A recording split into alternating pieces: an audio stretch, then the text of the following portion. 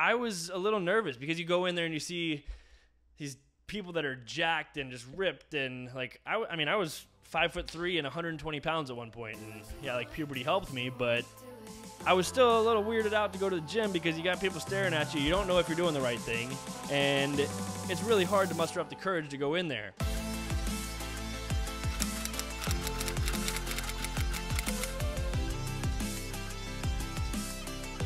All right, what is going on, guys? Welcome back to the morning takeaway. I want to kind of explore the fitness side of things here today. Kind of dive into something new.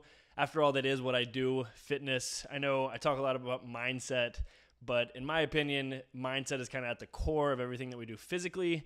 So with that being said, I want to jump into exploring a little bit of probably the most common question that I get as a personal trainer and being in the health and wellness field, which has to do with weight loss. And I think I'm going to give you 11 steps today that attribute and are plausible to not only weight loss, weight gain, another common question, but just life in general and how to establish these habits. I think specifically to weight loss, we'll use some examples and we'll kind of dive into that from there. But before we get started, I just want to say thank you to everybody that's sharing the show. I know we're just getting started, but the feedback that I've gotten so far has been awesome, and you guys are incredible. If you're just listening to this on your way to work, in the car, and there's something that if there's something that provides you with some inspiration, or you have a takeaway, hence the morning takeaway, and you feel, like you want to share it with somebody, well, then you're helping me because that's my goal. I want to help you. I want to help somebody else. I want to help as many people as possible. And by sharing the show, that's the biggest way you can repay me. So with that being said, let's jump into today's topic of 11 steps for weight loss. And don't mind me, I'm going to look at my notes here too as well. I'm going to kind of read what I've written down and then expand on them. Sometimes I'll expand a little harder core, sometimes not so much. So I want to start off with the quote that's on the board by Henry Ford. It's probably Henry Ford on the board. It's probably my favorite quote that I've ever heard. I have a plaque of it actually somewhere. It's not here. So anyways, whether you think you can or think you can't, you're right. So Henry Ford, it has to do with mindset. And as we get into this first step of weight loss, I'm going to say believe in yourself. Whether you think you can or think you can't, you're right. Positive affirmations and seeing your goal are, in my opinion, the number one thing to weight loss. Before you can act on these goals, you have to believe that you can do it. And there's a guy, I forget his name, but he goes by Fit to Fat to Fit on Instagram. Great guy, and he believes in this concept as well of believing it and telling yourself and that positive self-talk before you actually act on it. So I also have written down here, your body is like finances. If you want to make $100,000, you have to believe it. If you want $1 million, you may have to be a little bit more realistic. With that being said, if you want to lose 100 pounds in a year, it is feasible, but let's break it down. If you lose 20 pounds in a year, that's a pretty big accomplishment. That's a half pound a week. It's doing pretty good. So you have to scale these things. You have to know that it's going to be a process, and you really just have to, look at it in the grand scheme of things. And we'll get into that a little bit later. But jumping into number 2, after positive affirmations and believing in yourself, number 2 is create a plan. Write out your schedule each day. Get help if you need it. On that topic is vulnerability and, reaching out to somebody that if you do need help. That's a hard topic and another window to get into, because putting yourself out there is almost kind of goes back to step 1 and believing in yourself. There's a certain aspect of that says that you have to accept where you're at. And in that, there's a lot of power of vulnerability. And in my opinion, if you can do that, you're taking bigger steps than you think you ever could in your life, and not only in your weight loss journey or your weight gain, whatever it might be.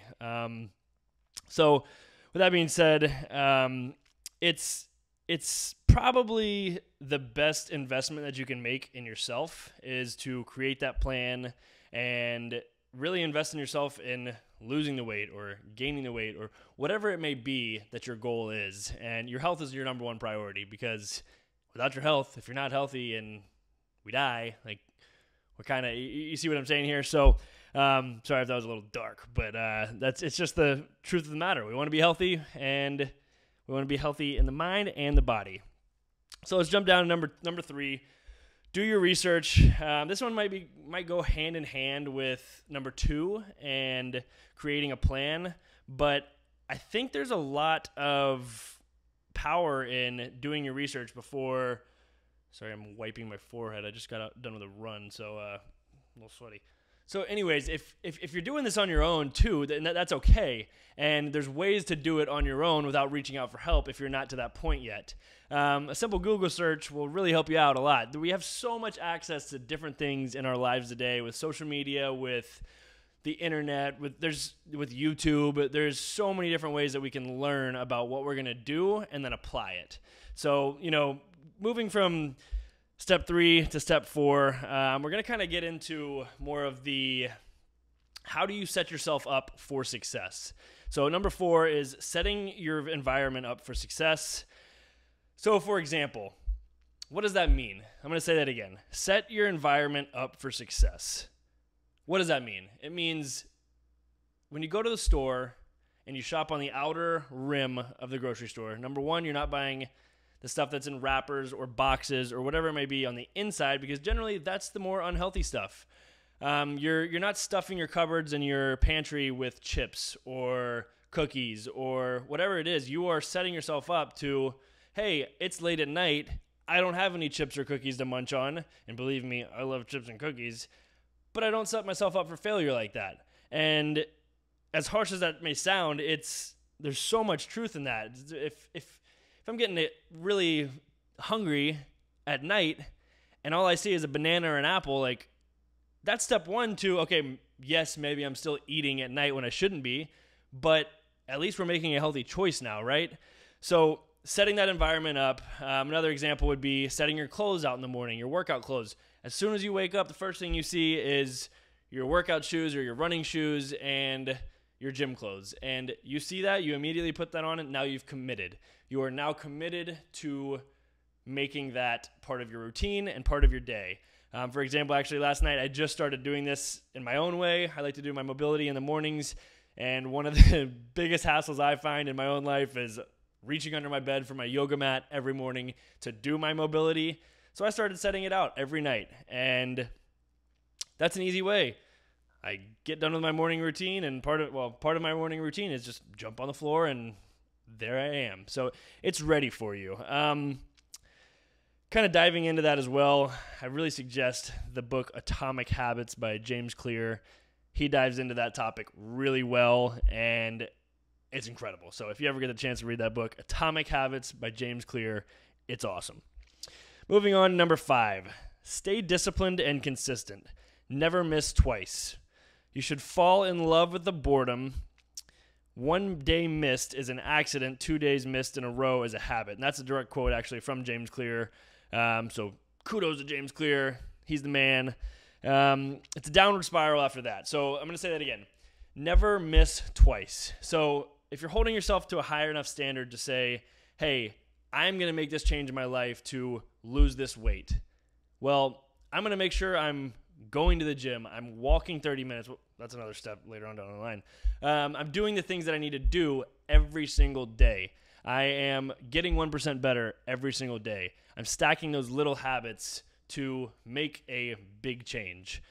So going back on number 5, when I said fall in love with the boredom, that's also a James Clear thing. He's kind of my rock right now. He's been on my mind, some of the things he said, but I like to dive into it because there's so much truth in that. One of the biggest things in finding success in your goals in general, not only weight loss, but is staying consistent. And with these little habits, what is the enemy of progress and progressing towards your goals? It's really fun at the start of it and really fresh, but how do you, what gets in the way? Consistency. But does it get in the way? It's building it's building you up to where you want to be, but it's also gets in the way because you get bored of it, right? Like I said, it's really fresh at the beginning of it, and you're really excited.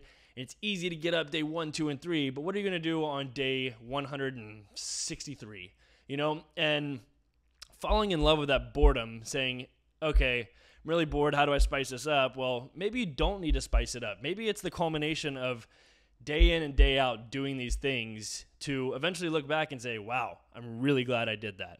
And we'll touch on that in just a second when we kind of get into a little bit further down in my list. But moving on, we're going to get into number 6, delay instant gratification.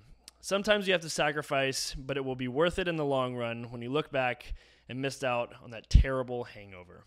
So I know I've been there. I have done the whole Saturday night, Friday night thing and looked back the next morning and there goes an entire day, right?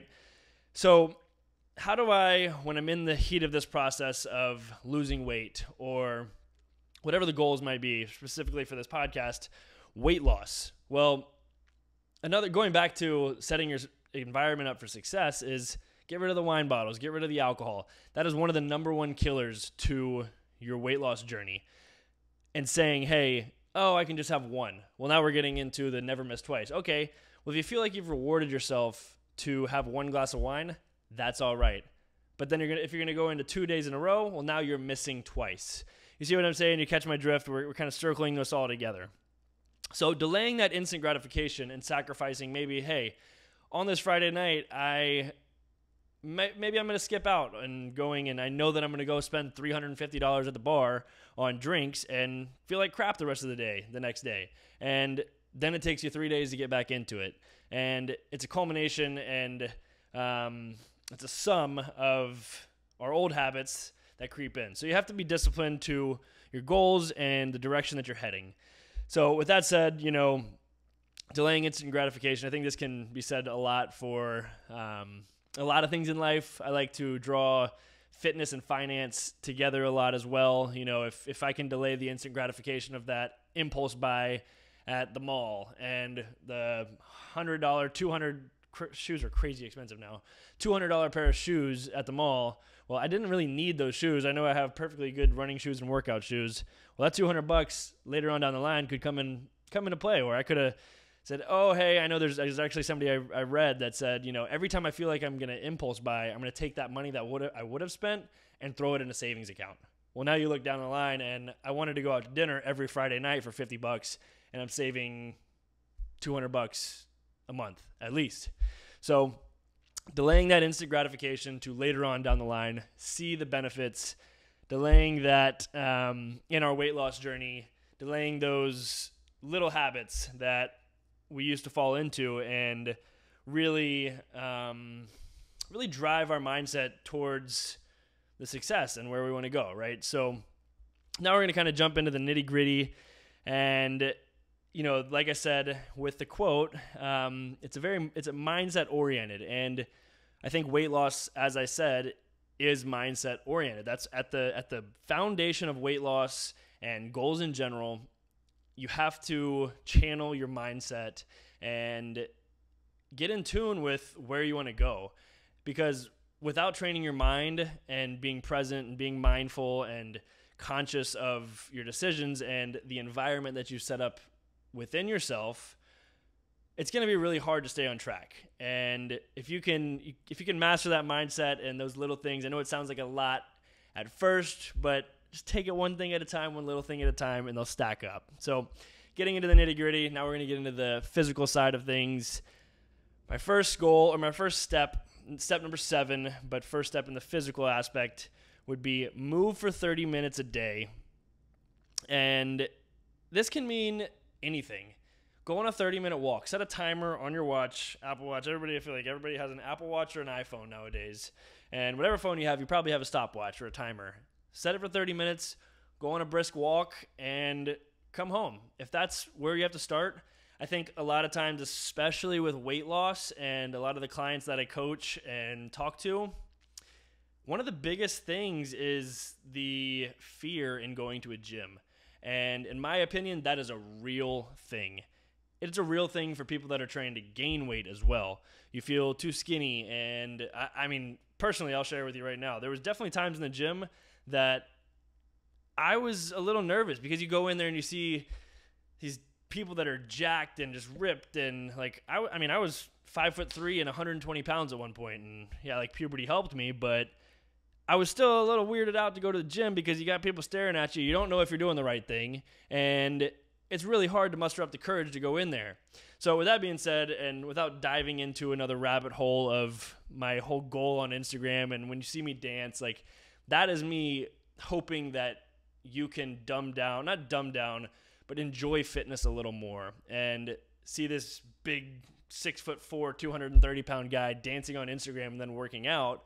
Like that, to me, I am trying to create an environment to say, hey, fitness is not that scary. And it is. I shouldn't downplay it, but you can go into fitness with a mindset that you can have fun with it and not give a crap what other people think. So that said, you can get your work in without going to a gym, without doing those things. And, like stay in the comfort of your home. Do 10 air squats, 10 push-ups, and whatever. I mean, I have an at-home athlete program on my app. I'm not trying to sales pitch it right now, but there is a 6-week program on there that you can do in the comfort of your home. And on the days that you have off, go on a 30-minute walk. But regardless, you're moving your body for 30 minutes every single day. So I think that speaks for itself. I went on a little tangent there, but I think it's important. Moving into number 8, eat real foods. And I know I said it earlier when it's late at night and you're setting up your environment for success. Well, you need to make sure you're eating things that grow from the earth. And if you eat meat, things that had legs or wings or lean meats, and really get the nutrients that you need from these types of foods. Because anything else is going to be processed. It's going to have pesticides. It's going to have all this crap that we're putting in our bodies that's causing cancer and causing all this really crappy things and that circulates our life or in our world today. And I think it's just really important to, and like the tip I told you earlier, maybe if you go to the grocery store, have a little self-discipline and not go on the inside aisles. Working your way on the outer rim is generally where all the healthy stuff is. Maybe you just make a list, and I'm going to do a YouTube video on that as well, just like whatever's on the outer rim you can get through in a week, probably with pretty cheap too. So eat real foods. Don't eat things in wrappers or boxes for the most part, and eat colorful foods. So I think that all kind of speaks for itself. And number 9 kind of goes in with number 8. Track your macros. Use MyFitnessPal for starters. It's great. You can scan the labels on anything and see what you're physically eating. Because I think another part in weight loss, obviously, is you have to understand caloric surplus and caloric deficit. So what is my expenditure during a day when I'll give you an example. For me, if I go on a run, I work out, and I do my mobility, I'm burning about 2,300 calories a day, and that's just with activity. Plus everything else, just walking around in my daily life.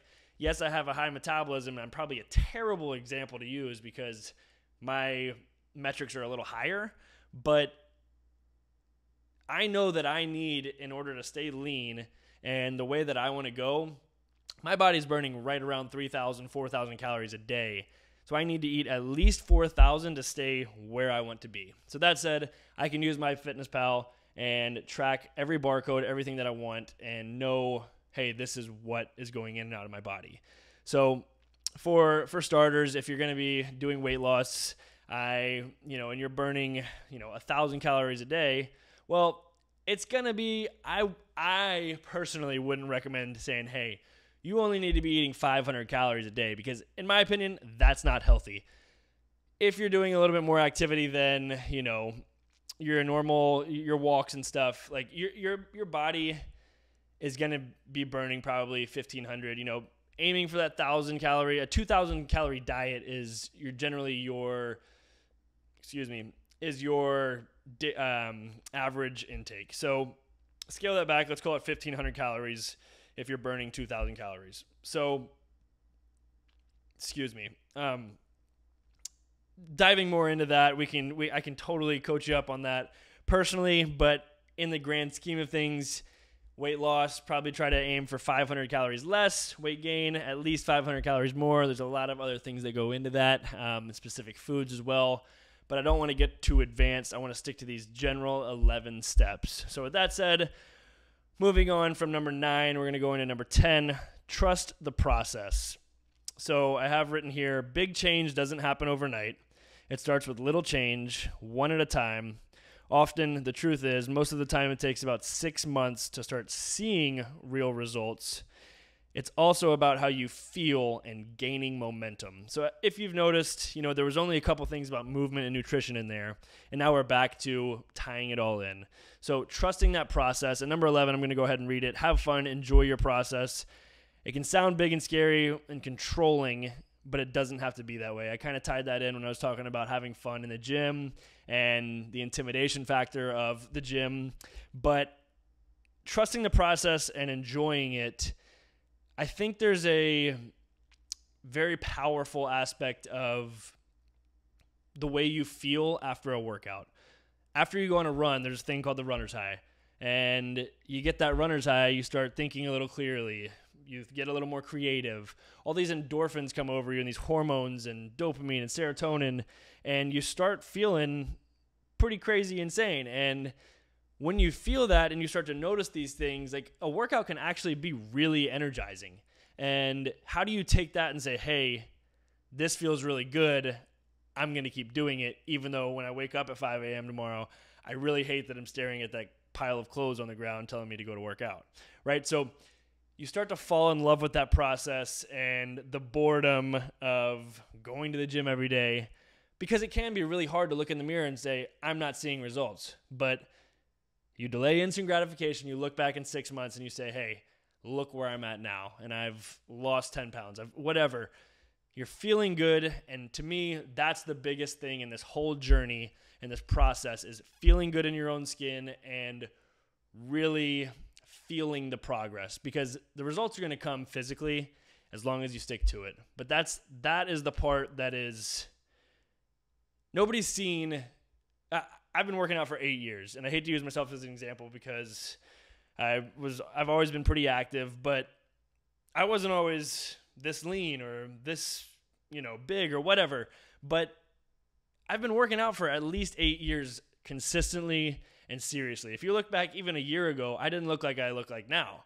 And that's a testament to knowledge in the past year, different training styles, but also the long run.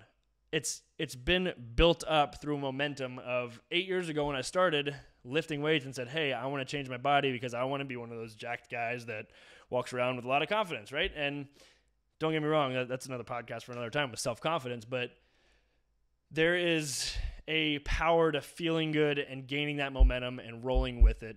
It's just like anything else. It's once you gain that head of steam and you're that snowball rolling downhill, you're picking up all the snow, and you come into a space where I've arrived. But it's being able to break through that now when you have arrived and saying, this is a part of my lifestyle and my habits and my identity. And I think that's also another podcast. But, with that said, those are my 11 steps to weight loss, weight gain, goals in general.